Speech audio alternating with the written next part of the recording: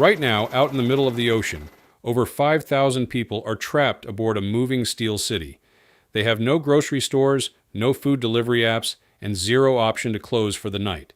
Yet, deep below the flight deck, a relentless team serves more than 17,000 hot meals every single day without stopping for a single second.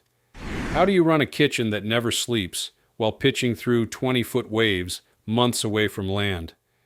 Most people look at a US Navy aircraft carrier and see fighter jets, advanced radar, and massive firepower.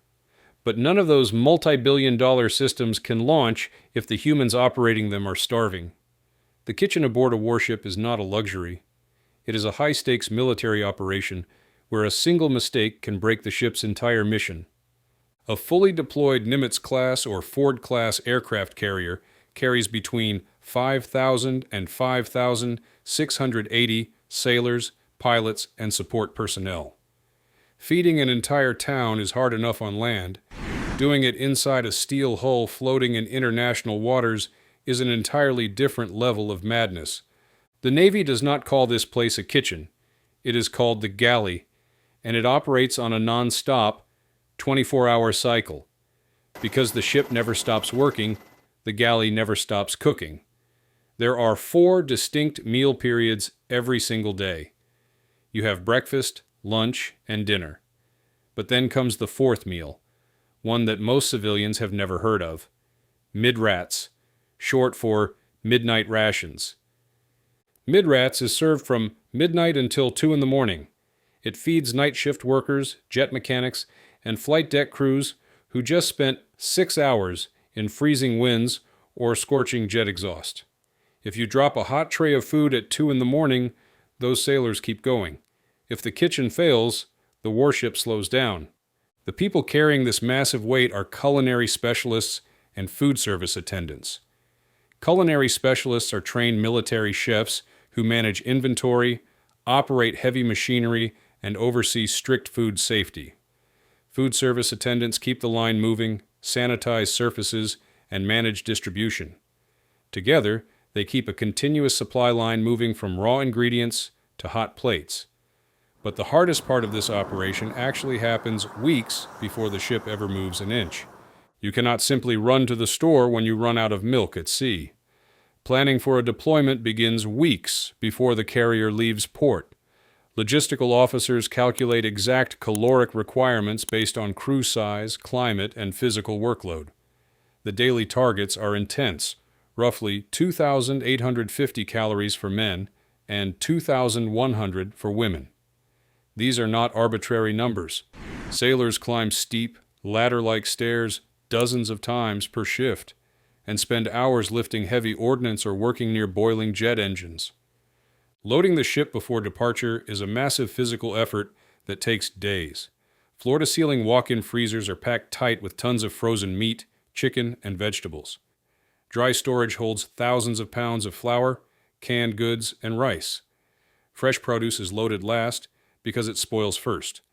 Menus are carefully designed around 14 to 21-day rotating cycles, so sailors do not go insane eating the exact same meal every week on a deployment that can stretch past 7 months. If you respect the sheer level of discipline and planning that goes into keeping these sailors fed, drop proud in the comments below right now. But what happens when the fresh food runs out 3 weeks into the deployment? This is where the operation gets dangerous. Food is restocked at sea through a process called underway replenishment. A massive supply ship pulls up parallel to the carrier while both vessels are moving at 15 knots through the open ocean. Heavy steel cables are shot across the gap between the 2 moving warships. Hundreds of thousands of pounds of pallets are transferred high above the water on those cables every 7 to 10 days. Rain, freezing temperatures, or rough seas do not stop the transfer. If the cables snap, tons of food and human lives are lost to the sea. Once those ingredients make it aboard, the real battle inside the galley begins. Inside the ship, the galley operates like an assembly line in a giant factory. The space is divided into specialized sections: meat preparation, vegetable processing, baking, main cooking, and serving. Ingredients flow in a strict sequence from deep storage to prep tables, into massive industrial cookers, onto the serving line, and straight into the dishwashing stations. Different shifts work concurrently. While one crew is clearing the final plates from lunch, the next crew is already chopping hundreds of pounds of onions for dinner. Meanwhile, the night baker is mixing dough for thousands of fresh bread rolls. There is zero downtime built into this schedule. If one station falls behind by 15 minutes, the delay cascades through the entire ship, causing lines of tired sailors to stretch down narrow passageways. The machinery inside the galley is built on a staggering scale. Steam kettles hold up to 80 gallons of soup or stew at once. Ovens can roast hundreds of pounds of meat simultaneously. Giant mixers churn through hundreds of pounds of dough every morning. Multiple serving lines operate at high speed, so thousands of crew members can get a hot, balanced meal within their strict 30-minute shift breaks. But cooking at this volume is only half the battle. The real nightmare starts when the ocean decides to fight back. Running a commercial kitchen on land is stressful. Doing it on a floating warship adds brutal environmental pressures that civilian chefs will never experience. When a carrier hits rough seas, the entire hull tilts, pitches, and rolls. Culinary specialists have to balance over open grills, hot deep fryers, and boiling steam kettles, while the deck sways underneath their feet. Ambient temperatures in the galley frequently surge past 100 degrees Fahrenheit, turning every shift into a test of physical endurance. Equipment failures present an immediate crisis. Picture this. It is 11 in the morning. 2,000 starving sailors will arrive in 30 minutes. Suddenly the main steam line fails, taking out half the primary cooking kettles. There is no calling a technician, and there is no delaying lunch. The kitchen team must immediately pivot, redistribute the cooking load to backup ovens, adjust recipes on the fly, and keep the line moving without missing a single beat. Every culinary specialist is cross-trained to handle multiple jobs. If someone collapses from heat exhaustion or an oven breaks down, another sailor steps in instantly. At the same time, food safety is maintained at an extreme level.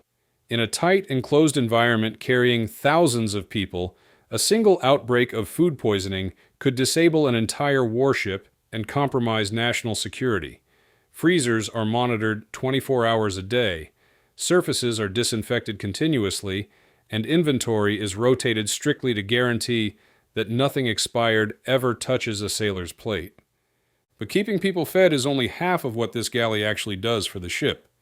When people discuss the power of a U.S. aircraft carrier, they talk about supersonic jets, missile defense systems, and nuclear reactors. But none of that technology matters without the human beings operating it. Food on a warship provides more than just physical calories.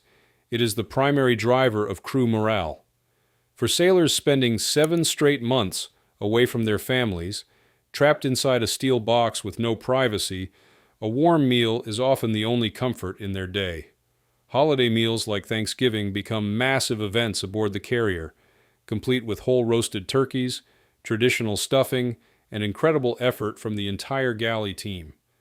Birthdays are celebrated with prime rib, lobster tails, and custom cakes. In an environment dominated by steel, noise, and high stress, a good meal brings a moment of normal life. Every jet that launches into the night, every radar screen monitored through a storm, and every engine maintained deep in the hull is powered by the galley team working silently below the waterline.